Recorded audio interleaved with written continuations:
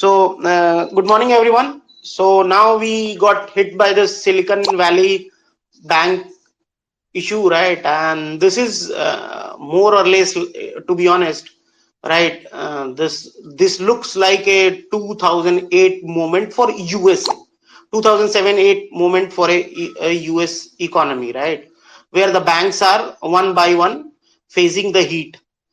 So okay so कुछ बहुत सारे लोगों का आ रहा है कि सर थोड़ा इसको हिंदी में एक्सप्लेन कीजिएगा बिकॉज ये थोड़ा सा डिफिकल्ट टॉपिक है सो यू हाँ so I keep this in Hindi and I speak for 10 minutes then we will open up for query and Q&A for 10 minutes and we'll try to wrap this by 8:20 8:25 so US में ये जो bank है ये छोटा bank है कोई बहुत बड़ा बैंक नहीं है बट इसने 1.8 बिलियन डॉलर का लॉस बुक किया है and all of a sudden कोई प्लानिंग नहीं थी या कोई ये ना इन्फॉर्म्ड सर्कल्स में भी कहीं ना कहीं ये चीजें सुनने को नहीं आ रही थी कि ये बैंक बहुत ज्यादा ट्रबल में है बट सडनली हुआ है और ये होता है ये नॉर्मल है अगर इंटरेस्ट रेट इतने ऊपर रह जाए यूएस में तो यूएस के बैंक्स को आदत नहीं है इतने ऊपर में बोरो करके आगे लेंड करना बिजनेस करना और प्रॉफिट कमाना इनको ऑलमोस्ट इम्पॉसिबल है और उसके ऊपर से इनको स्टॉक्स और बाकी बॉन्ड्स वगैरह में काफी लॉसेस हो गए तो उसकी वजह से इनको लॉस बुक करना पड़ गया अब ये एक बैड न्यूज है इसमें कोई डाउट नहीं है कि ये एक बैड न्यूज है मैं इसको गुड न्यूज की तरह नहीं देखना चाहूंगा बट दो चीजें हैं जो बुल्स के फेवर में जा सकती हैं बुल्स के अनफेवर में क्या है बुल्स के अनफेवर में क्लियरली ये है कि ये बैंक थोड़ा सा दिक्कत में है स्टॉक 60% डाउन हुआ है और वहां पे जो बड़े बैंक है JP Morgan bank of America वो भी 3 से 5-7% डाउन हुए हैं ये एक आपके लिए बैड न्यूज है इसमें कहीं कोई दो राय नहीं है no second thought to it but good news क्या है गुड न्यूज ये है कि ये जो है एफडीआईसी का पार्ट है ये बैंक एफडीआईसी का पार्ट है मींस फेडरल रिजर्व सिस्टम का पार्ट है किसी भी टाइम पे फेड आकर इसको बचा सकता है बहुत नॉर्मल है इसको लिक्विडिटी मिल जाएगी अब वो 24 घंटे में मिलती है 48 घंटे में मिलती है 72 आवर्स में मिलती है ये खुद लिक्विडिटी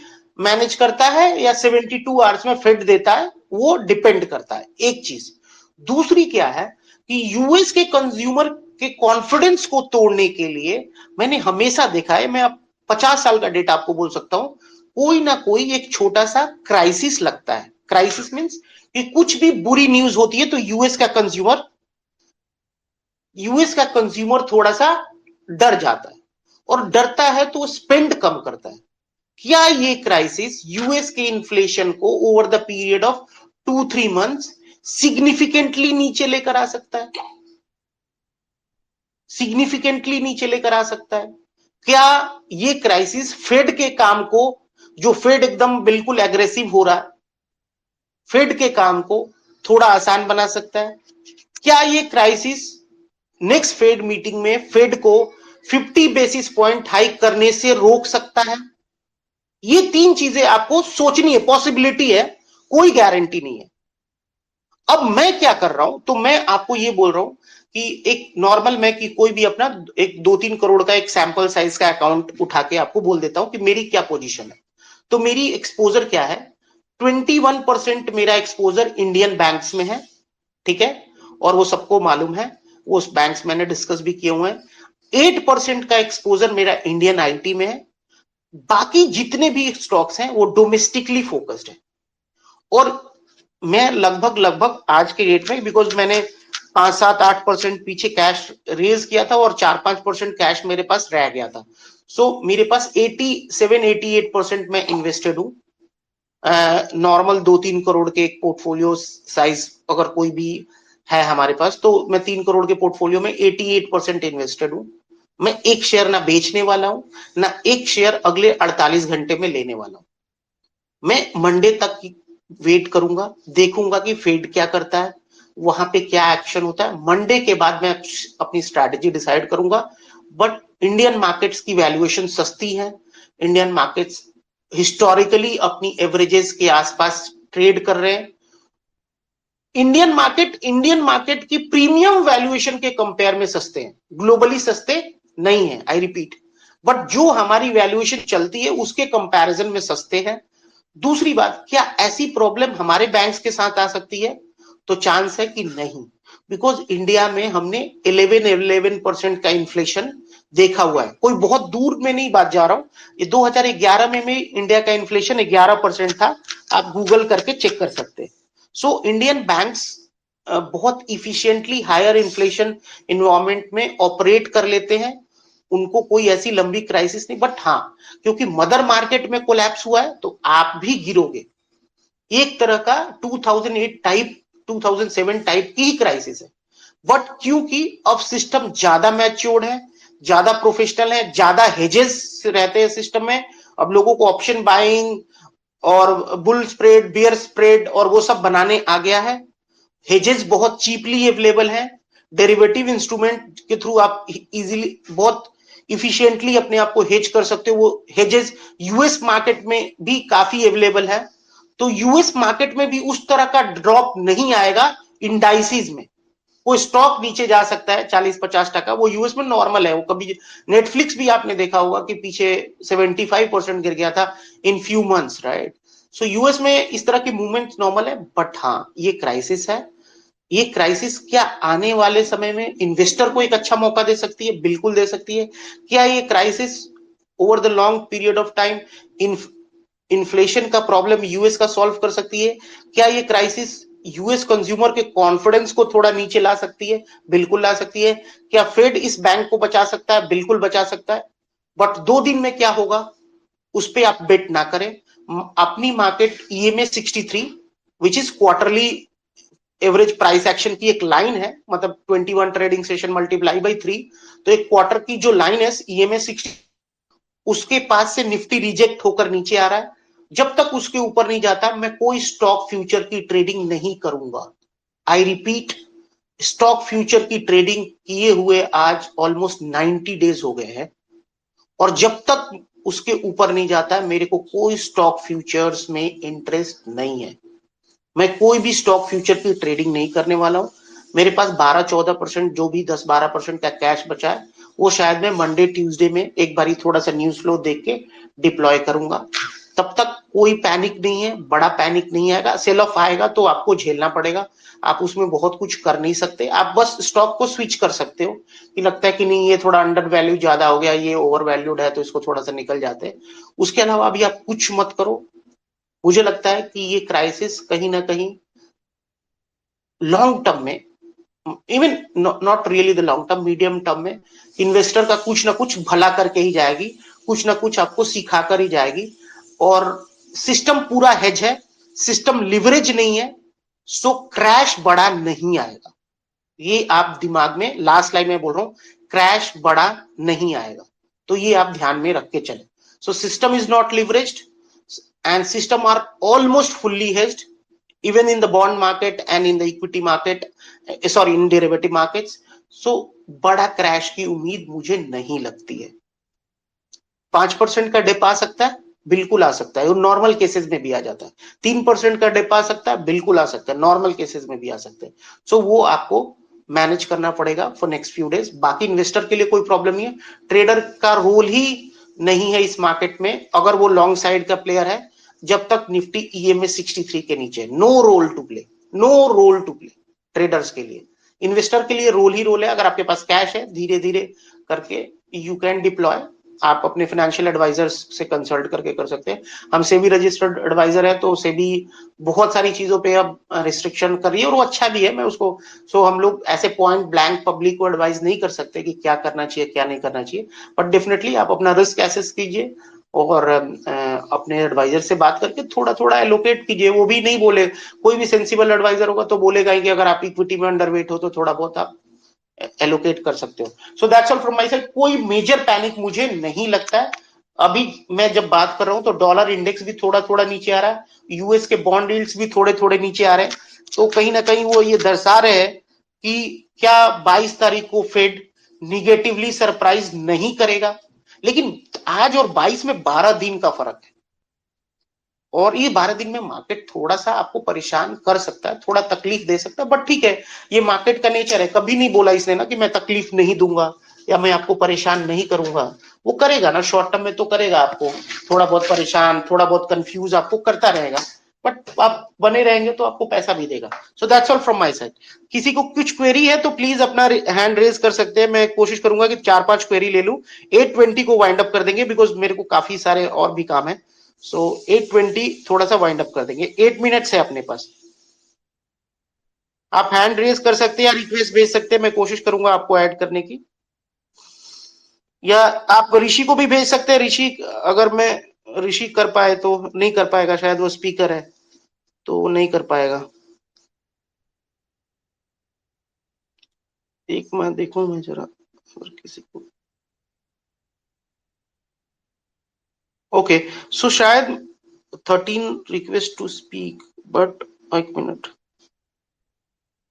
एक्चुअली आप लोगों की ना रिक्वेस्ट मुझे दिख नहीं रही है, शायद मेरा डीएम ओपन नहीं है और उसकी वजह से ना मैं आप लोगों की रिक्वेस्ट नहीं ले पा रहा हूँ। सो क्या कर सकते हैं, क्या कर सकते हैं हम, कोई प्रॉब्लम नहीं है, एक शाम को टेलीग्राम का स्पेस कर लेंगे ये मार्केट के बाद। अच्छा okay, Ravish can, okay okay, एक just a second, Ravish please go ahead. I can, I was able to add Ravish but I don't know. Ravish आप बोलिए प्लीज जल्दी Prakash quickly. Sir, thank you for helping us here. Sir, Reliance का charts कैसा लग रहा है वो पूछना है मेरे को। रिलायंस देखो, मैंने पहले भी शायद 2-3 महीने पहले बोला था ना कि रिलायंस का रिटेल बिजनेस स्ट्रगल कर रहा है, आप ट्वीट कर देख लेना, ठीक है। और वो रिलायंस का, मैं चार्ट पे नहीं, चार्ट के पीछे क्या लॉजिक है वो देखो, चार्ट में देखता हूं, बट वो चार्ट ऐसा क्यों बन रहा है वो मैं ज्यादा देखता हूं। ओके, तो चार्ट रिलायंस का खराब क्यों बन रहा है, क्योंकि रिलायंस का रिटेल बिजनेस स्ट्रगल कर रहा है, ठीक है। और रिलायंस की जो ज्यादा करके वैल्यूएशन आती है वो रिटेल बिजनेस की वजह से आती है, बिकॉज रिटेल एक हाई पी बिजनेस है, price earning multiple retail business को ज्यादा मिलता है। और जो सबसे वैल्यूएबल बिजनेस है वैल्यूएशन वाइज, अगर वो बिजनेस स्ट्रगल कर रहा है तो रिलायंस को शॉर्ट टर्म में परफॉर्म करना मुश्किल होगा। रिलायंस का ऑयल एंड गैस बिजनेस अच्छा कर रहा है, टेलीकॉम अच्छा कर रहा है, बाकी बिजनेसेस अच्छे कर रहे हैं, बट जो जो वैल्यूएशन कमांडिंग बिजनेस है which is the retail business, like आप इंडिया में देखते हो वो डीमार्ट की कितनी वैल्यूएशन चलती है ऊपर, 100p, 120 फॉरवर्ड पी, राइट। सो अगर वो बिजनेस स्ट्रगल करेगा तो रिलायंस स्ट्रगल करेगा, इसमें कोई डाउट नहीं है। ये मैंने आज नहीं बोल रहा हूं क्योंकि स्ट्रगल कर रहा है, आप मेरी 3-4 महीने पहले की ट्वीट निकाल के देख लेना, उसमें आपको राइट मिल जाएगा। राइट। हाँ, अभी भी मिल जाएगा आप अगर सर्च करेंगे तो। लेकिन एक चीज इंपॉर्टेंट है, क्या रिलायंस 2200 के नीचे जाएगा? द आंसर इज नो, मुझे लगता नहीं है कि उसके नीचे सस्टेन कर पाएगा। और ग्लोबली रिटेल स्टॉक्स बहुत करेक्ट हुए हैं, बहुत, राइट 40-50% करेक्ट हुए हैं। तो रिलायंस की भी, रिलायंस रिटेल जो कि ग्रे मार्केट्स या प्राइमरी मार्केट्स में कुछ लोगों के पास है, तो वहां पे भी वैल्यूएशन धीरे धीरे कॉन्ट्रैक्ट हो रही है, ये मैं आपको इन्फॉर्म सर्कल से बता रहा हूं, वहां पे भी रेट्स थोड़े थोड़े नीचे आ रहे हैं, ठीक है। राइट। सर, चलिए एक ठीक है। छोटा सा फॉलोअप क्वेश्चन है, क्या एफएमसीजी और निफ्टी में इनवर्सली रिलेशन है क्या? एफएमसीजी नीचे आएगा निफ्टी ऊपर, ऐसा कुछ होता है क्या? क्योंकि मैं नहीं, चार्ट्स में। हाँ, अब अभी तो दिख रहा है because of ITC and all, right. But right, आप आईटीसी को एफएमसीजी कितना मानते हो वो मुझे मालूम नहीं, नहीं, ठीक है। हाँ या बिकॉज, हाँ बिकॉज आईटीसी में बहुत बड़ा सिगरेट का पार्ट है, राइट। या I mean sir, Dabur, Nestle, And Pidilite, ये secondly, सब। let's say कि you want to classify Singood as a FMCG, right? So फिर तो आप मैकडॉवेल का चार्ट प्लॉट करो और निफ्टी का चार्ट प्लॉट करो, वो लिकर राइट स्टॉक है, right. And that is not doing well, right, from yes last two yes three months. Yes. So exactly 1-to-1 नहीं है, बट ठीक ठीक है ना, ट्विटर पे जनता है वो कुछ ना कुछ तो डालेगी ना, ताकि उसको लगे कि हाँ, मतलब दे आर डूइंग समथिंग, और आपको भी लगे कि हाँ इसको कुछ या आता है। या हाँ please, I don't want defame anybody, but वो रहता है ना यार कि कुछ तो बोलेंगे ना, नहीं तो आजकल देखो मार्केट में कुछ रियली में बोलने को नहीं है। डेफिनेटली, यस हाँ, यस। हाँ, please please. Thank you very much sir, thank you thank you. हाँ, I am really sorry guys, हाँ मैं किसी को शायद ले नहीं पा रहा हूँ, मैं डीए मेरा बंद है, मैं कोशिश करूंगा कि नेक्स्ट टाइम। अच्छा Sumit ji please go head, हाँ Sumit ji please go head, Sumit ji if you want ask something. मैं बोलता हूँ प्रिंस को भी दे लेता हूँ, प्रिंस को कुछ गुड पूछना मॉर्निंग रहेगा। प्रकाश जी। प्रिंस, आप लोग अपनी क्वेरी ना प्रिंस को भेज दो, मतलब 2-3 मिनट में मैं प्रिंस के थ्रू सारी क्वेरी ले लूंगा। मैं प्रिंस को रिक्वेस्ट किया है एज ए स्पीकर, हाँ प्रिंस कुछ क्वेरी रहेगा तो ले लेना ना प्लीज। गुड मॉर्निंग प्रकाश जी।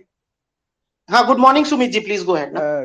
क्या हम निफ्टी को 16,750 देख सकते हैं इस क्राइसिस के पीछे? देखो मेरी ना प्रोबेबिलिटी उस 16,750 की शायद 15% थी ना, करेक्ट? हाँ जी। हाँ उस, अब देखो ये वाली ना क्राइसिस मेरे को भी नहीं पता थी टू बी ऑनेस्ट। अगर आप लोगों में से बहुत सारे लोग ना मेरे वो जो एफटीडीबी मॉडल के सब्सक्राइबर भी हैं, राइट? तो उसमें मैंने ना कल क्या हुआ कि मैंने 11 बजे बोला ना कि 3 बजे फ्राइडे को बाइंग करेंगे। मेरे को नहीं लगता कि कुछ होने वाला है मार्केट में, बट मुझे भी नहीं पता था कि ये आ जाएगा। सो द मोर और less absolutely everybody is safe in our group, और आप लोग भी सेफ ही होंगे, बिकॉज मैं मना ही कर रहा हूं कि एफएनओ नहीं करना। बट देखो ये वाली क्राइसिस में ना आ सकता है, कोई बड़ी बात नहीं है सुमित जी। थैंक यू प्रकाश जी।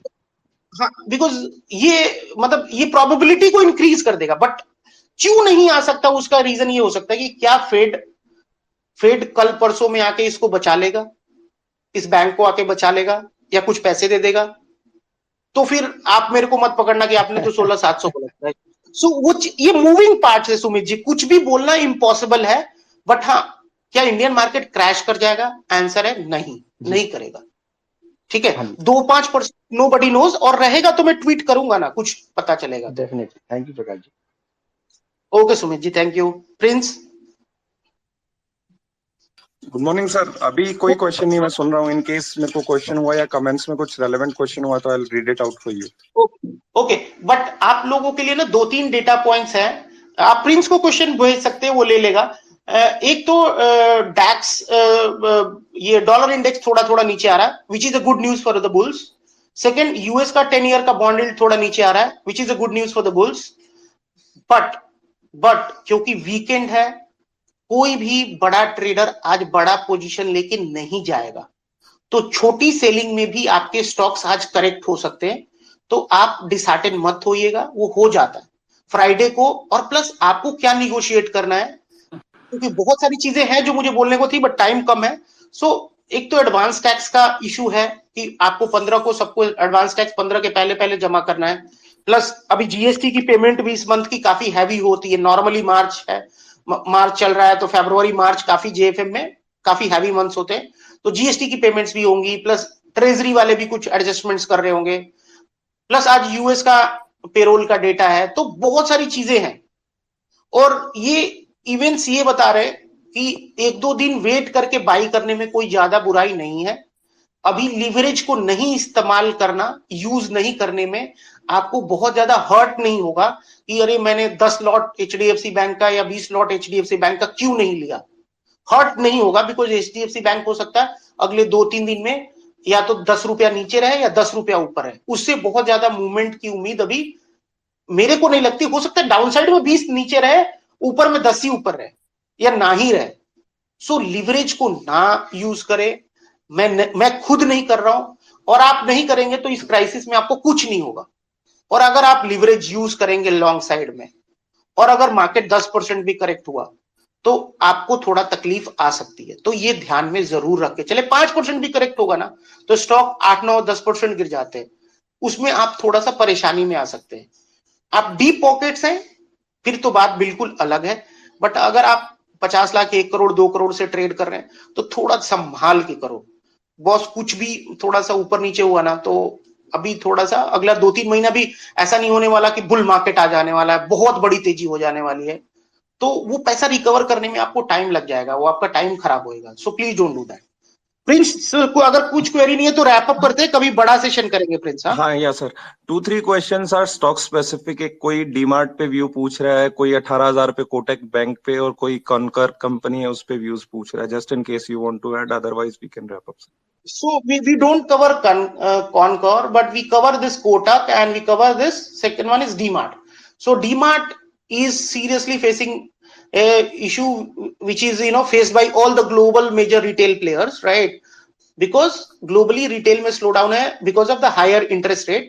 और ठीक है डीमार्ट थोड़ा लो टिकट वैल्यू आइटम्स बेचता है, बट वहां पे भी देख रहा हूं मैं कि सेम स्टोर सेल्स ग्रोथ और वो सब में भी थोड़ा थोड़ा डिक्लाइन है। और प्लस डीमार्ट के साथ सबसे बड़ी प्रॉब्लम क्या है कि वो बिजनेस स्लो डाउन तो है, उनकी वैल्यूएशन प्रॉब्लम है। वो राधा किशन जी की वजह से इतनी ज्यादा पी उस स्टॉक को पहले ही मिल गई है कि मुश्किल होएगा, मतलब इस टाइट लिक्विडिटी इन्वायरमेंट में हाई पी को जस्टिफाई करना मुश्किल होएगा। तो डीमार्ट के लिए कोई बहुत अच्छा टाइम आने वाले टाइम में अभी 2-3 महीने तो नहीं लग रहा। रही बात कोटक की, ये क्राइसिस आया है, कोटक ने पिछले 3 साल का रिटर्न क्लोज टू 0 है। मेरे पास है कोटक, मैंने लिया है, इंपॉर्टेंट डिस्क्लोजर। सो मेरा रेट कुछ 1700 के आसपास, अभी मैंने पीछे ही बाय किया। बट यार कोटक में ना एक्चुअली बहुत बड़ा आपको पैसा बन जाएगा कि आप 40% साल का बना लोगे, वैसा कुछ भी नहीं होने वाला। आपको 15-20% मिलते रहेंगे। अगर आप उस तरह के इन्वेस्टर हो तो आप कोटक रखो, जैसे मेरे जैसे कि 15% भी बड़े पोर्टफोलियोज में ठीक ठाक रिटर्न होता है, तो 15% आपको मिल जाएगा 1 साल बाद। अगर आप रख सकते हो तो रखो। आपको लगता है नहीं यार मेरे को तो 25% चाहिए, तो आप छोटे बैंक्स में शिफ्ट हो जाओ। जब ये क्राइसिस सेटल होती है तो आपको कुछ ना कुछ बन जाएगा। राइट सर, एक क्वेश्चन है सर, अभी रिसेंटली मिड कैप और स्मॉल कैप में पोजीशन लिया था, अप्रोक्सीमेटली 10% प्रॉफिट में हूँ, क्या अभी करेक्शन के उसमें मैं उसको बुक कर लूं या रहने दूं? सो इफ प्रिंस अगर वो ट्रेडर है तो देखो उनको तो रिवाइज स्टॉप लॉस रखना ही पड़ेगा, राइट? और आप रिवाइज स्टॉप लॉस अपने प्रॉफिट का 50% का रख सकते हो। लेट्स से कि आपका कोई स्टॉक 10% ऊपर है, तो अगर लेट्स से कि आपने 100 मिलिया 110 हो गया, तो आप 105 का स्टॉप लॉस रख लो। आपका ट्रिगर हो जाता है, आप एग्जिट कर लो। अगर वो ट्रिगर नहीं होता तो आप रन करने दो। और अगर आप इन्वेस्टर हो तो देखो इस वैल्यूएशन पे 5 साल का स्मॉल कैप इंडेक्स का रिटर्न क्लोज टू 0 है। अब इस वैल्यूएशन पे आप क्या ही बेचकर कमा लोगे? सो मैं बहुत सारे बियरिश लोग हैं जो कुछ भी बोलते हैं, नंबर 10,000, 5,000, 15,000, 14,000, मैं उनको यही बोलता हूं कि आप अगर ये देखोगे तो पिछले 18-20 महीने में सिर्फ टाइम करेक्शन हुआ, स्टॉक्स चले ही नहीं है। उसके बाद बड़ा बेयर मार्केट नहीं आता। वो ठीक है, एक फ्लशिंग हो सकती है, एक पैनिक सेलिंग हो सकती है, बट वो बेयर मार्केट का उसमें बहुत ज्यादा सस्टेनेबल नहीं होगा। वो भाव शायद 2-3 हफ्ते भी नहीं टिकेंगे। और मेरे को पता नहीं क्यों, देखो एक होता है रिसर्च और एक होता है इंट्यूशन। मेरे को क्यों लगता है ऐसा कि 22 तारीख को फेड 50 बेसिस नहीं करेगा आफ्टर दिस क्राइसिस। सो ये इसको थोड़ा सा पॉजिटिव आप देख सकते हो कि शायद ये हो सके कि मंडे के बाद मार्केट में, इंडियन मार्केट में एटलीस्ट फॉल तो ना हो। प्रिंस रैप कर देते हैं, कभी ना टेलीग्राम का सेशन कर लेंगे। कुछ भी नहीं ज्यादा पैनिक करना है। फेड है, ये बैंक फेड से फुल्ली कवर्ड है, जैसे अपने बैंक्स आरबीआई से कवर्ड होते हैं। तो फेड आकर बचा लेगा इसको और लंबा नहीं जाए। अब वो कब बचाता है, कब आके स्टेटमेंट देता है, बस इतने में ही डिफरेंस है। ठीक है, राइट सर। सर जो हमारे अटेंडीज हैं उनके लिए, if you have any questions you can tag sir and me so that I can compile the questions and share with sir, so that next session में उनका होलिस्टिकल व्यू सर शेयर कर देंगे, क्योंकि इंडिविजुअल लेना limited time में difficult हो जाता है। हाँ, और प्लीज अभी वर्कलोड आज क्योंकि मार्केट थोड़ा नीचे है तो थोड़ा वर्कलोड नेचुरली बढ़ जाता है और क्वेरीज भी बढ़ जाती है हमारे सब्सक्राइबर के थ्रू। तो और बिल्कुल आप लोग टेंशन नहीं लो, ये मैंने सालों साल देखा है, ये बड़े आराम से निकल जाएगा। मैं हूं और मेरी टीम भी है। हम लोग कोशिश करेंगे कि आपको मंडे को भी कुछ ना कुछ इस तरह का एक सेशन कर देंगे 10-15 मिनट का। वहां पे कुछ अगर रीसेंट अपडेट्स होंगे या पेरोल के डेटा के बाद मेरे को क्या लगता है, या कुछ अगर बॉन्ड यील्ड से कुछ संकेत मुझे मिलते हैं, कुछ क्लू मिलता है बॉन्ड यील्ड से या डॉलर इंडेक्स से या यूएस के कुछ अदर कमोडिटीज से, तो मैं डेफिनेटली आप लोग को पोस्ट करूंगा। Don't worry and take care and all the best. Just avoid leverage. That's it. Rest everything will be fine and great again. All the best to all of you. Thank you, sir. Bye.